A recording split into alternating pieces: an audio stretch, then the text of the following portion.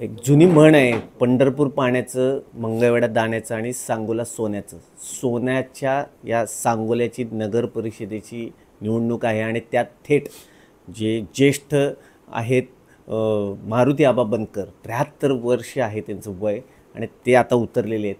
सोबत त्यांचे खंबीर साथ आहेत बाळासाहेब एरंडे.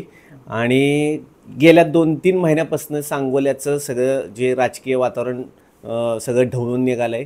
त्यांची उमेदवारी आता भक्कम समजली जाते. काय काय वाटते नक्की? माझी उमेदवारी भक्कम होण्यास माझी जे बाळासाहेब एरंडे आहेत त्यांची मला खंबीर साथ आहे. त्याचबरोबर भारतीय जनता पार्टी व त्यांचे सर्व मोदी साहेबांची म्हणा किंवा फडणवीस साहेबांची आणि जयकुमार गोरे साहेबांची साथ आहे केंद्रात. तर त्यामुळं मला सांगोला नगरपालिकेची निवडणूक लढवण्यास कुठलीही अडचण वाटत नाही. आणि मतदारांनी मला स्वच्छ कारभाराकडे बघून की मला निवडून देण्यासाठी चांगल्या मतदानाने निवडून द्यावं अशी माझी अपेक्षा आहे. आणि मी तेवढं त्यांनी जेवढे पद्धतीने माझ्यावर विश्वास ठेवेल तेवढ्याच पद्धतीने मी चांगल्या विश्वासाने त्यांना पात्र राहीन एवढं मी सांगतो. तुम्ही 2दा म्हणजे नगराध्यक्षपद भूषवलं आहे. अख्खी टीम तुमच्याबरोबर आहे आणि भाजपसारखा मोठा पक्ष आहे, इतर सगळे आहेत. काय काय सांगोल्याचे प्रश्न आहेत आणि ते कसे सोडवण्यात येईल काय वाटते?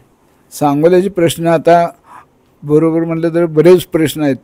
एक तर पहिला भुयारी गटारीचा मार्गी लावणं पहिलं काम, त्यानंतर सांगोला शहर धूळमुक्त करणं हे दुसरं काम, म्हणजे रस्त्याची कामं घ्यावं लागतील, निधी पण त्यांना जादा लागणार आहे.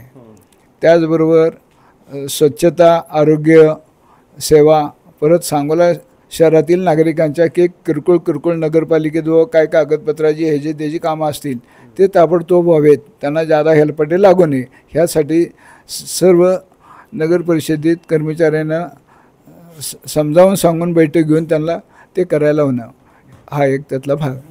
स्वतः गणपतराव देशमुख यांच्याबरोबर तुम्ही काम केलं आहे. अत्यंत शिस्तीचं व्यक्तिमत्व होतं. त्याचा अनुभव या कसा तुम्ही काम पण केलं आहे याच्या आधी, कशा पद्धतीने आणि त्याच्या आणि आत्ताच्यामध्ये काय फरक आहे? आत्ताचं जयभाऊ गोरे, बाळासाहेब एरंडे हे मार्गदर्शन करतील आणि विद्यमान आमदार बाबासाहेब देशमुख आणि त्याचबरोबर दीपक आबा साळुंके हे तिघांची युती असल्यामुळे त्या तिघांच्याही मार्गदर्शनाखाली हे काम करता सोपं होईल. म्हणजे त्यांच्याकडे माझ्यापेक्षाही जादा विचार आहेत, त्यामुळे मला काय त्याची अडचण येणार नाही असं मला वाटतं.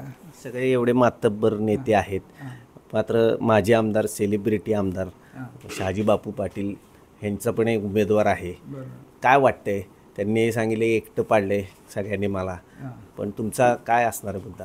नाही, त्याला एकटे पाडण्याचा काही संबंध नाही. त्यांचा पार्टी वेगळे, हे 3 पार्ट्या वेगळ्या आहेत. विकासासाठी एकत्र आलेले पार्टी आहेत आणि विकास करून घेणं मग त्यांची जबाबदारी आहे. त्याप्रमाणे त्यांनी आमदार असल्यामुळं आणि जयभाऊ गोरे हे वरती असल्यामुळं निधी मिळायला काय अडचण येणार नाही. जेवढं आपण नियमात दाखवू किंवा जे खरं असेल म्हणजे परिस्थितीनं लागणारच आहे तर ते त्यांनी निधी देतील त्या गोष्टीला.